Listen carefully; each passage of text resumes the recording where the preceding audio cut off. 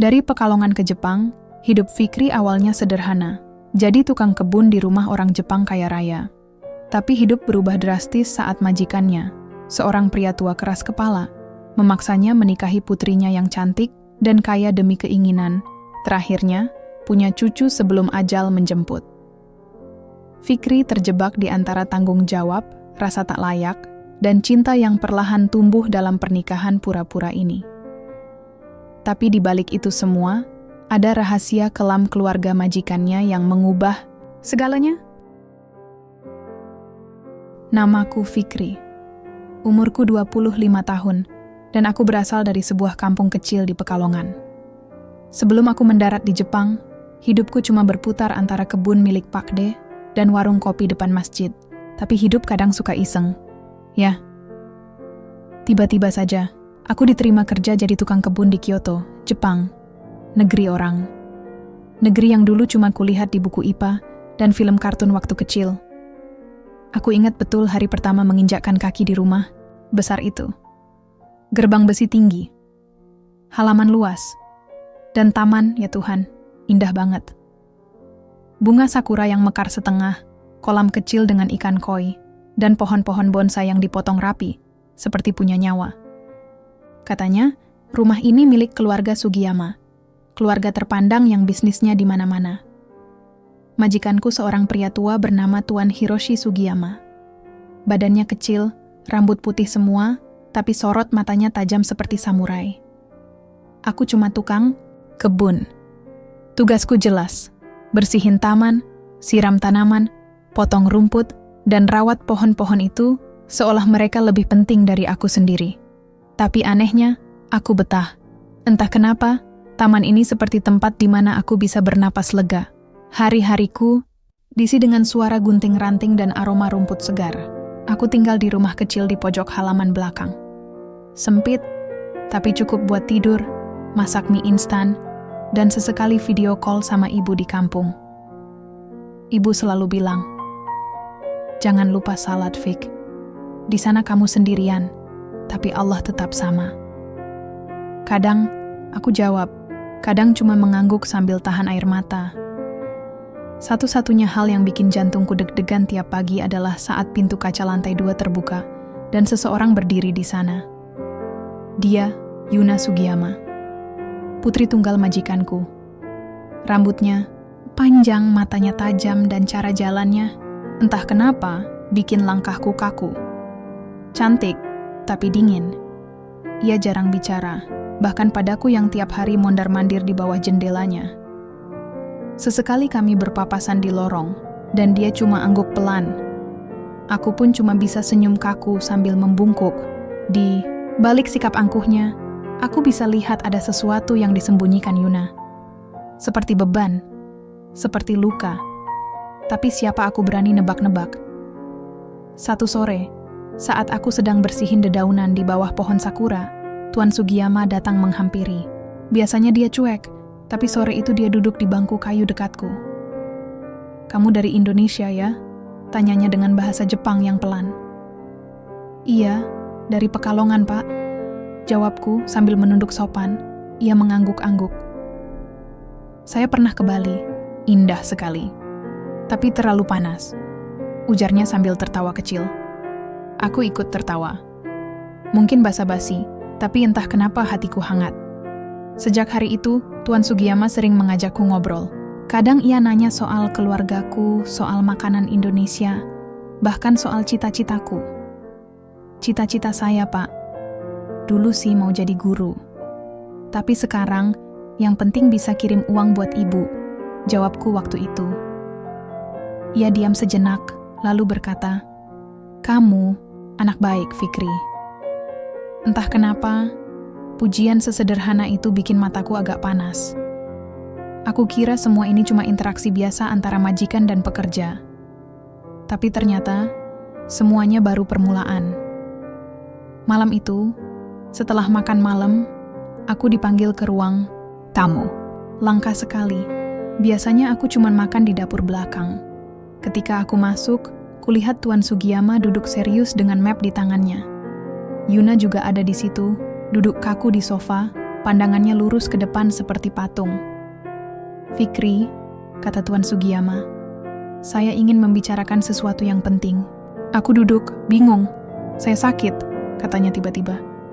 Mungkin tidak lama lagi. Aku kaget, tapi diam, takut salah ngomong. Sebelum saya pergi, saya ingin melihat cucu. Dan satu-satunya cara untuk itu adalah jika Yuna menikah. Tapi, dia terlalu sibuk. Terlalu keras kepala. Aku melirik Yuna. Wajahnya dingin, tapi matanya sedikit berkaca. Jadi, saya putuskan. Kamu yang akan menikahinya. Henning. Kupikir aku salah dengar, tapi tidak. Wajahnya serius. Yuna juga tidak menyangkal, dan jantungku seperti berhenti berdetak. "Maaf, Pak," tanyaku pelan. "Kamu dengar saya. Menikahlah dengan Yuna. Itu perintah." Aku nggak tidur semalaman. Bukan karena nyamuk, karena kamar di pojok taman belakang ini bersih dan rapi, tapi karena pikiranku berisik. Kata-kata Tuan Sugiyama muter-muter di kepala kayak kaset rusak. Menikahlah dengan Yuna. Menikah? Sama. Yuna? Gadis Jepang yang secantik lukisan itu? Yang bahkan kalau aku senyum aja, dia nggak pernah balas. Ini bukan mimpi. Bukan juga sinetron. Ini nyata. Aku diminta menikahi anak majikan sendiri, demi satu alasan, supaya dia punya cucu sebelum ajal. Besok paginya, waktu aku nyiram tanaman, Yuna keluar dari rumah. Tapi kali ini, dia nggak cuma berdiri di balkon seperti biasanya. Dia benar-benar jalan ke arahku. Langkahnya ragu, wajahnya pucat, tapi dia tetap menghampiri. "Kita perlu bicara," katanya pelan, dengan aksen Jepang yang jelas. Aku mengangguk gugup, padahal tangan masih megang selang air. Kami duduk di bangku taman, agak jauh dari rumah utama. Angin musim semi menggerakkan, kelopak bunga sakura yang mulai berguguran. Suasananya aneh, romantis, tapi salah tempat. Ayahku serius soal pernikahan itu. Katanya tanpa basa-basi. Dia sudah membuat surat warisan. Jika aku tidak menikah, semua harta akan disumbangkan ke yayasan. Aku diam. Rasanya sulit percaya. Aku nggak peduli soal warisan, lanjut Yuna. Tapi dia ayahku. Aku nggak mau dia meninggal dalam keadaan kecewa. Aku menunduk, memutar ujung selang di tangan. "Kenapa saya?" "Karena kamu bukan orang Jepang," jawabnya cepat. "Kamu nggak akan rebutan warisan. Kamu nggak akan ikut campur dalam bisnis keluarga. Kamu aman." Jelek jawaban. Itu jujur tapi pedih. Bukan karena aku dianggap tak layak, tapi karena memang begitu adanya. "Aku cuma tukang kebun, dan kamu bisa nolak," katanya sambil berdiri. "Tapi kalau kamu setuju, kita akan menikah. Secara hukum. Tapi hubungan kita hanya di atas kertas. Hanya di atas kertas." Itu kalimat yang bikin aku terdiam lebih lama dari biasanya. Aku bukan laki-laki gila harta, tapi aku juga nggak punya banyak pilihan dalam hidup. Hidupku penuh utang budi pada ibu, pada almarhum bapak, pada kampung, yang berharap aku sukses di negeri orang. Malam itu aku merenung di kamar. Aku tulis surat panjang buat ibu di kampung. Nggak berani cerita soal pernikahan ini. Aku cuma bilang, "Fikri baik-baik saja di sini, Bu. Mungkin sebentar lagi Fikri akan ambil keputusan besar." Dan akhirnya, 2 hari setelahnya, aku berdiri di depan ruang kerja Tuan Sugiyama, mengenakan kemeja putih bersih, gemetar kayak anak sekolah dipanggil kepala sekolah. Jadi, tanyanya singkat.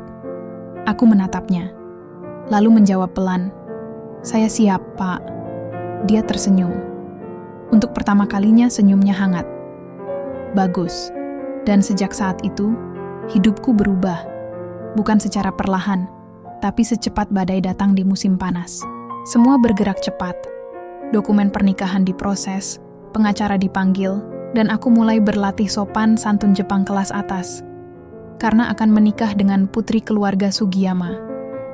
Yuna tetap dingin. Tapi aku pelan-pelan mulai melihat sisi lain darinya. Kadang dia duduk di taman sendirian, memandangi langit. Kadang dia melukis diam-diam di balkon.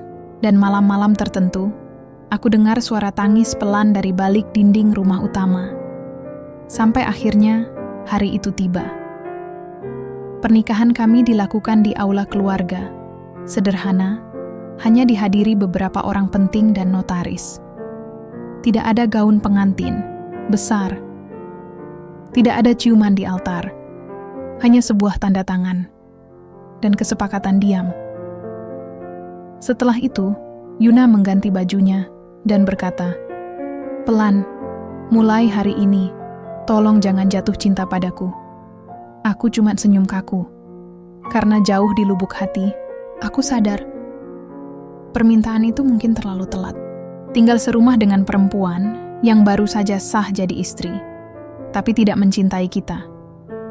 Rasanya kayak tidur di atas kasur empuk, tapi selimutnya terbuat dari es. Dingin dan membingungkan. Setelah pernikahan kami, aku tetap tinggal di kamar belakang. Yuna di kamar utama.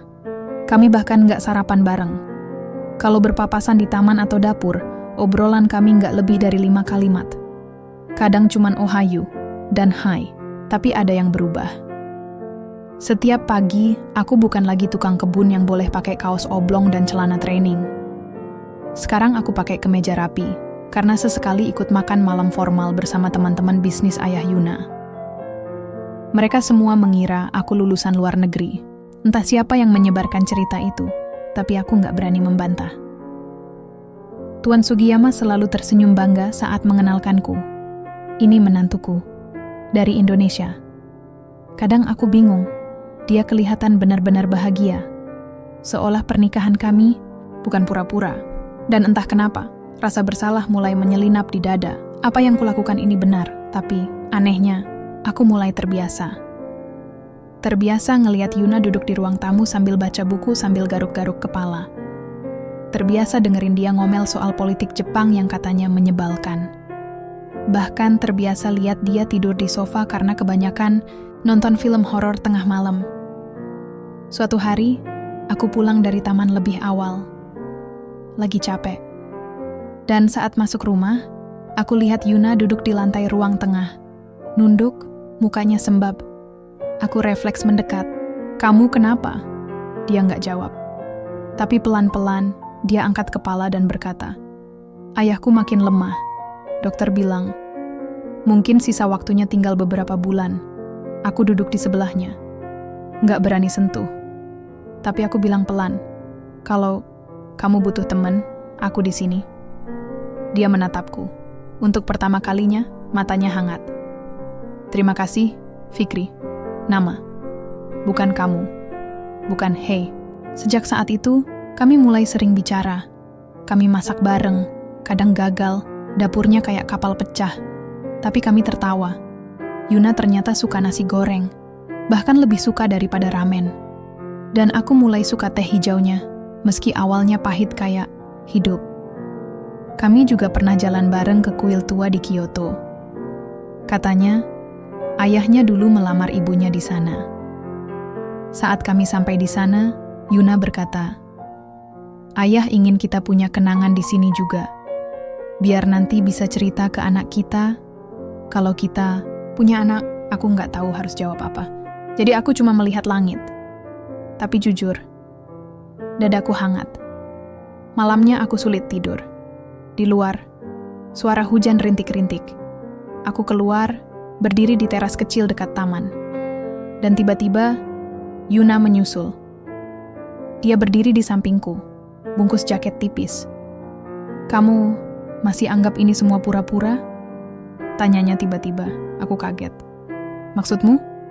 "Pernikahan kita." Aku nggak langsung jawab. Tapi akhirnya aku beranikan diri. Awalnya, iya.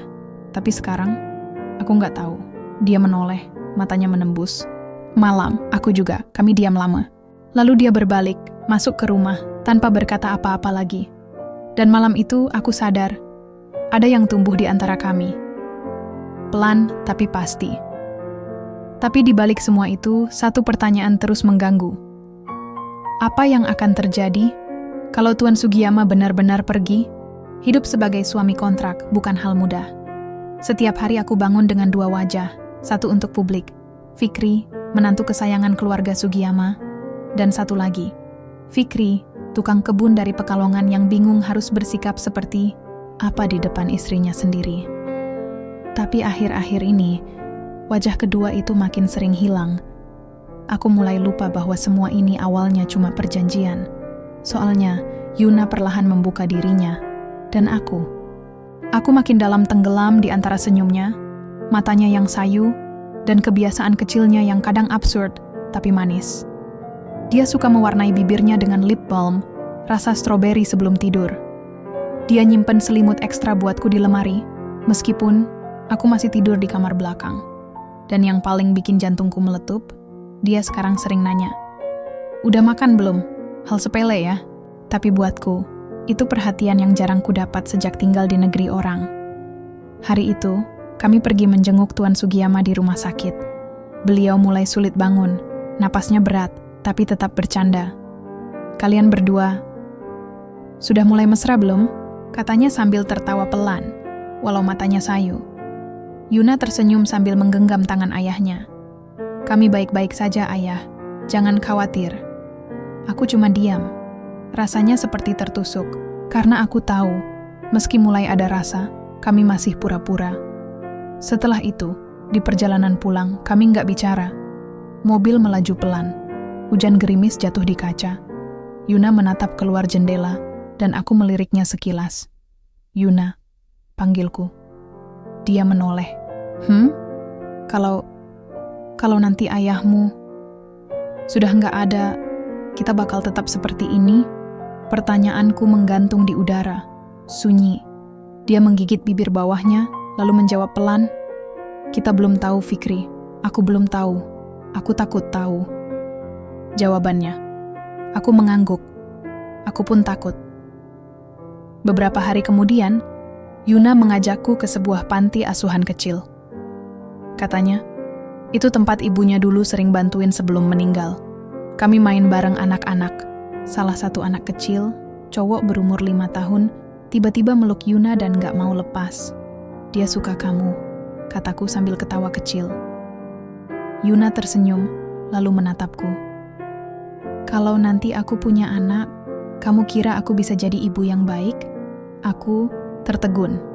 Pertanyaan itu menusuk langsung ke dalam dada. "Kalau sama kamu," jawabku pelan.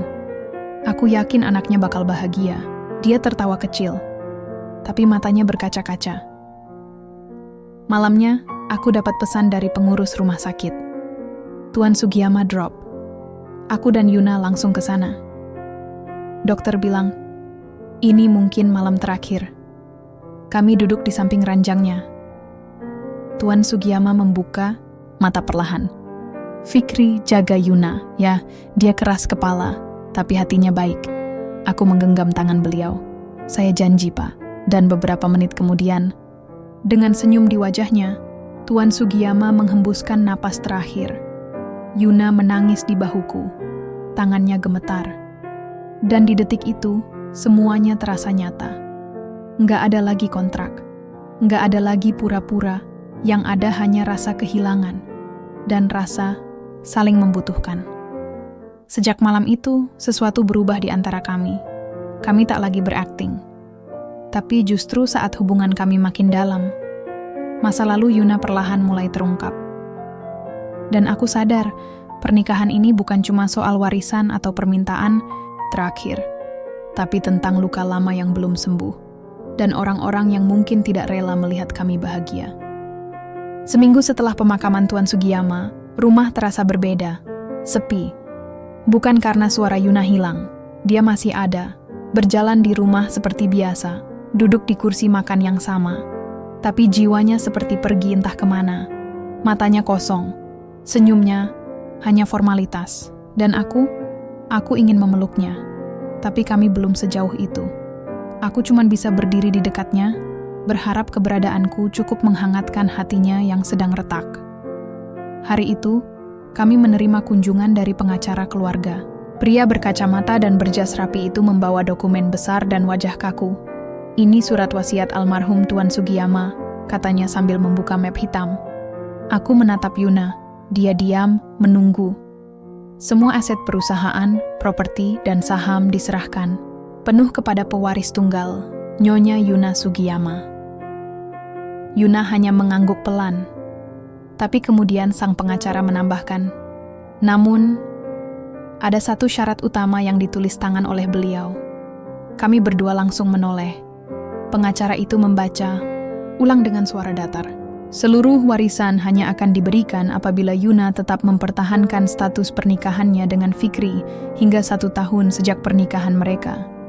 Bila tidak, seluruh aset akan dialihkan ke Yayasan Sugiyama dan semua saham akan dibekukan.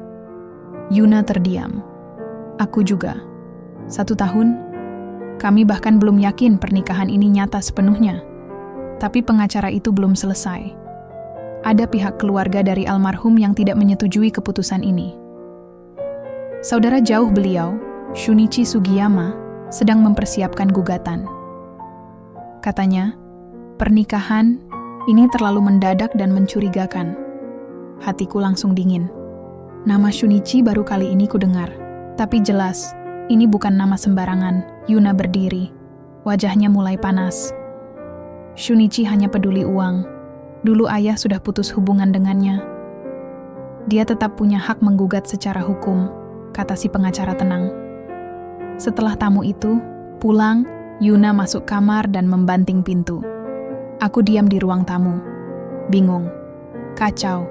Rasanya seperti ada ledakan pelan di dalam kepala. Malamnya, aku beranikan diri ketuk pintunya. Yuna, boleh bicara? Pintu terbuka. Dia berdiri, wajahnya lelah, mata sembab. Kamu tahu? Aku nggak marah karena syarat warisan itu, katanya tiba-tiba. Aku marah karena ayah nggak percaya aku bisa pilih pasangan sendiri tanpa syarat. Aku ingin menjawab tapi dia melanjutkan. Aku mulai sayang sama kamu, Fikri. Tapi, saat aku tahu pernikahan ini diikat warisan, rasanya semua jadi palsu lagi. Dadaku seperti ditusuk. Tapi aku ngerti, aku juga sayang kamu, Yuna, kataku pelan. Dan aku nggak butuh warisan itu. Aku cuma butuh kamu tetap di sini, di sampingku. Dia menangis. Tapi malam itu kami bicara lama. Tentang rencana. Tentang Shunichi. Tentang apakah kami sanggup bertahan setahun tanpa goyah. Tapi ternyata, badai lebih cepat datang. Keesokan harinya, surat gugatan resmi tiba. Media mulai mengendus berita. Paparazi nongkrong di depan gerbang rumah. Dan yang paling mengejutkan, seseorang mengirim foto lama Yuna dan seorang pria Jepang lain. Pria itu tampak memeluk Yuna dengan erat. Di baliknya tertulis tangan. Cinta lama tidak pernah mati.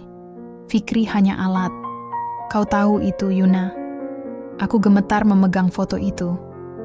Yuna menatapku dari pintu ruang tamu. Air matanya turun pelan. Aku bisa jelaskan, Fikri. Tapi aku mundur, nafasku berat. Kamu masih mencintai dia? Dia diam. Dan di detik sunyi itu, aku tahu segalanya mulai runtuh. Beberapa hari setelah foto itu datang, rumah benar-benar terasa seperti medan perang sunyi. Yuna tetap tinggal di kamar atas, sementara aku kembali tidur di ruangan belakang seperti dulu. Bukan karena aku marah, tapi karena aku takut. Kalau aku terus dekat dengannya, aku nggak bisa berpikir jernih. Karena ya, sesakit-sakitnya dikhianati. Lebih sakit lagi saat kau masih mencintai orang yang menyakitimu. Hari itu, aku duduk di bangku taman belakang. Sambil memotong ranting mawar, tanganku gemetar. Di dalam kepala masih terbayang foto itu. Yuna dalam pelukan pria lain, dengan tatapan penuh cinta. Bukan aku, tapi dia. Fikri. Suara itu muncul di belakangku. Yuna. Aku menoleh. Dia mengenakan sweater putih, rambut dikuncir seadanya, wajah pucat, matanya bengkak. Aku tahu kamu kecewa, katanya. Tapi tolong, dengerin aku dulu. Aku menghela napas. Aku dengerin. Dia duduk di kursi kayu sampingku, lalu membuka ponselnya. Memperlihatkan foto yang sama, yang dikirim oleh seseorang entah siapa. Namanya Hiroshi. Kami dulu tunangan, 5 tahun lalu. Aku menunduk. Ada perasaan hampa, yang merayap diam-diam, tapi ayah nggak setuju. Katanya Hiroshi mata duitan, kasar, dan gak pantas buatku. Aku waktu itu marah banget sama ayah. Kami putus kontak selama hampir 2 tahun. Dia terdiam sebentar, menarik napas panjang, lalu melanjutkan. Sampai suatu hari aku tahu Hiroshi selingkuh sama 2 wanita lain, salah satunya temanku sendiri. Di situ aku hancur, dan ayah datang, menjemputku. Dia nggak bilang apa-apa, cuma peluk aku. Dan sejak itu aku nggak pernah lihat Hiroshi lagi. Aku menatapnya, matanya jujur, lelah. Tapi tak ada dusta di situ. Jadi kenapa sekarang dia muncul? Tanyaku pelan. Yuna menggeleng. Aku juga nggak tahu. Mungkin karena ayah sudah meninggal. Mungkin karena tahu aku menikah. Atau mungkin karena dia bagian dari rencana Shunichi. Aku mengernyit. Maksudnya, dia membuka map coklat dan mengeluarkan dokumen yang belum pernah kulihat. Foto-foto, fotokopi transaksi, rekaman email. Hiroshi ternyata punya hubungan bisnis dengan Shunichi selama ini. Mereka berdua terlibat di balik manipulasi saham perusahaan ayah, dan sekarang mereka ingin warisan itu kembali ke tangan mereka. Jadi, semua ini bukan cuma soal cinta lama, tapi juga permainan kekuasaan. Kita bisa lapor polisi, kataku cepat. Terlambat, jawabnya. Gugatan udah masuk pengadilan, media udah tahu semuanya, dan aku curiga mereka bakal main kotor. Seolah mendukung kata-katanya, malam itu rumah kami dilempari batu. Salah satu jendela pecah. Kami langsung menghubungi polisi, tapi mereka hanya bilang, kami akan patroli lebih rutin. Malamnya, Yuna mengetuk pintu kamarku. Wajahnya pucat, tangan menggenggam selimut. Boleh aku tidur di sini malam ini? Katanya pelan. Aku hanya mengangguk. Malam itu kami tidur di ruangan kecil, bersebelahan. Tak saling sentuh, tak banyak bicara. Tapi, jantungku berdetak lebih tenang. Pagi harinya, kami mendapat panggilan resmi dari pengadilan. Sidang pertama akan dimulai dalam 2 minggu. Media makin gencar. Aku bahkan difitnah di berita lokal sebagai warga asing yang menikahi pewaris hanya demi uang. Aku kesal, tapi tak bisa melawan semua berita itu satu persatu. Yuna memegang tanganku. Kalau kamu mau pergi, aku bisa urus ini sendiri. Aku nggak akan marah. Aku menatap matanya. Dalam, lelah. Tapi ada harapan kecil. Aku menggenggam tangannya balik. Aku nggak kemari buat cari harta. Aku tinggal karena aku sayang kamu. Dan karena aku percaya, kita bisa lewatin ini bareng. Dia menangis pelan. Memelukku. Lama. Erat. Tapi di luar sana, badai baru saja mulai. Dan Hiroshi, dia datang ke rumah malam itu, tanpa undangan. Dengan jas mahal dan senyum sinis. Lama. Nggak ketemu, Yuna. Fikri, katanya datar. Kukira sudah waktunya kita bicara. Hiroshi berdiri di ambang pintu seperti hantu dari masa lalu. Jasnya rapi, senyumnya licik, dan di balik tatapan dinginnya, aku bisa lihat dia tidak datang untuk berdamai. Masih suka bunga lili, Yuna? Tanyanya seolah kami sedang reuni SMA. Yuna berdiri tegak di sampingku. Apa maumu? Hiroshi memasukkan tangannya ke saku. Simple, batalkan pernikahan kalian. Serahkan warisan itu ke tangan yang pantas. Dan aku bisa bantu nama kalian bersih di media. Aku maju selangkah. Kamu, pikir kami segampang itu? Hiroshi tertawa kecil. Aku tahu kamu cuma tukang kebun. Kamu pikir Yuna benar-benar cinta kamu? Aku ingin menghantam wajahnya. Tapi Yuna menggenggam tanganku. Erat. Jangan, bisiknya. Dia cuma mau kita emosi. Hiroshi melangkah masuk begitu saja seolah rumah ini miliknya. Yuna memanggil Sato, kepala keamanan, dan pria itu segera mengusir Hiroshi keluar. Tapi dia sempat berbisik ke telingaku sebelum pergi. Cepat atau lambat, dia akan kembali ke pelukanku. Dan malam itu, benih keraguan mulai tumbuh. Bukan karena aku percaya Hiroshi, tapi karena aku sadar semua tekanan ini bisa membuat siapapun goyah. Keesokan harinya kami hadir di sidang perdana. Ruangan itu penuh, wartawan, pengacara, kerabat jauh Sugiyama yang belum pernah kami lihat. Dan tentu, Hiroshi duduk di barisan depan, mengenakan dasi merah dan senyum kemenangan. Sidang berjalan alot. Shunichi mempersoalkan legalitas pernikahan kami. Mereka menyebutnya pernikahan palsu demi warisan. Mereka bahkan menghadirkan saksi palsu yang mengaku sebagai teman dekat Yuna dan mengatakan bahwa Yuna memaksa menikahi orang asing demi menyelamatkan perusahaan. Yuna berkaca-kaca. Aku hanya bisa meremas tangannya. Saat giliran kami memberikan pembelaan, pengacara kami menyampaikan semua bukti cinta dan korespondensi pribadi. Tapi satu hal yang paling membuat ruang sidang terdiam adalah saat Yuna berdiri dan berbicara sendiri. Ayah, saya memang ingin saya menikah, tapi saya yang memutuskan Fikri, dan saya mencintainya bukan karena ayah, bukan karena warisan, tapi karena dia satu-satunya yang tetap tinggal ketika semua orang pergi. Wartawan sibuk mengetik. Blitz kamera menyala, tapi aku cuma bisa menatapnya dan percaya dia benar-benar tulus. Namun, Shunichi belum kalah. Malam setelah sidang, seseorang masuk ke rumah dan mencoret-coret tembok pagar. Tukang kebun bukan pewaris, keluar dari Jepang. Aku terpukul, tapi lebih dari itu, aku marah. Yuna memelukku, menahan tangis. Maafkan aku, Fikri, semua ini karena aku. Aku menatapnya. Jangan minta maaf. Aku bangga jadi suamimu. Bahkan kalau harus kembali jadi tukang kebun selamanya. Keesokan harinya, Hiroshi kembali mengirim ancaman. Kali ini dengan video.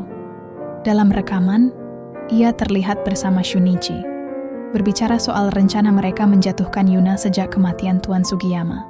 Tapi bagian paling menyakitkan adalah ketika Hiroshi berkata, bahkan jika dia benar-benar cinta si tukang kebun itu, pada akhirnya, cinta bisa dihancurkan.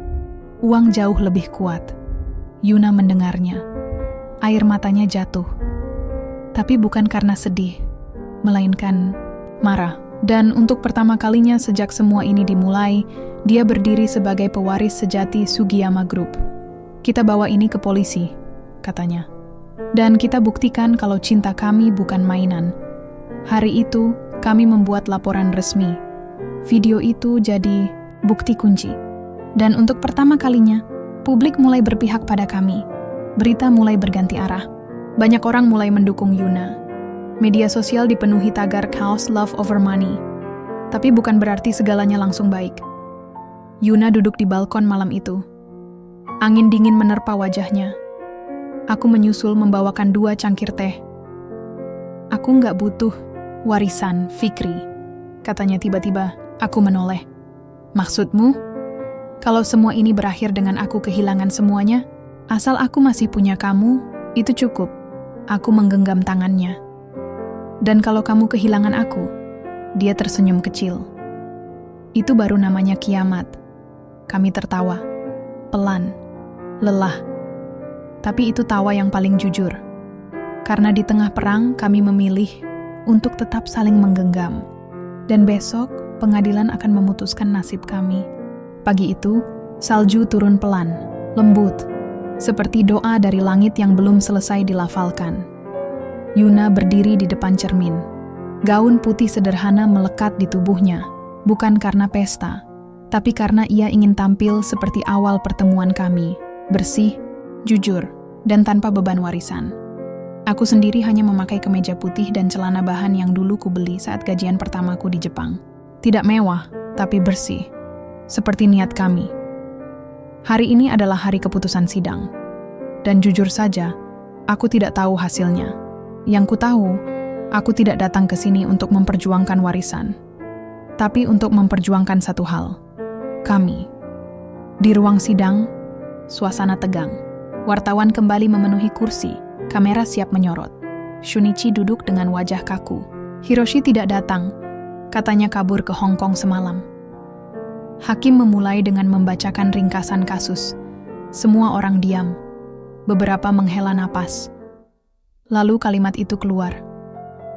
Setelah mempertimbangkan bukti, kesaksian, serta rekaman video yang menunjukkan upaya manipulasi dan ancaman terhadap pewaris sah, maka pengadilan menyatakan warisan sah jatuh kepada Nona Yuna Sugiyama, dan pernikahannya dengan Tuan Fikri dinyatakan legal dan tidak berdasarkan paksaan maupun penipuan. Ruangan hening beberapa detik, lalu suara tepuk tangan pelan muncul dari belakang. Wartawan berdiri, blitz menyala.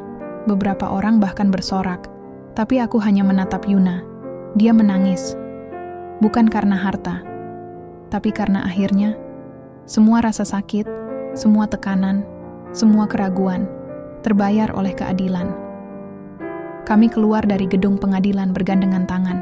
Di luar, orang-orang mulai melambai, sebagian berteriak memberi semangat. Kami bukan lagi pasangan aneh antara tukang kebun dan anak konglomerat. Kami pasangan biasa yang bertahan. Beberapa hari kemudian, berita mulai mereda. Sugiyama Group tetap berdiri, tapi Yuna membuat keputusan mengejutkan.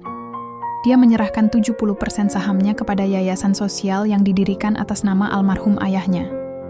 Sisanya, ia kelola untuk membiayai sekolah, taman kota, dan proyek kebun komunitas. Impian kecilku yang ternyata dia ingat. Katanya kamu cinta berkebun, katanya sambil tersenyum. Sekarang kamu bisa berkebun, buat semua orang. Kami pindah ke rumah kecil di pinggiran Kyoto. Sederhana.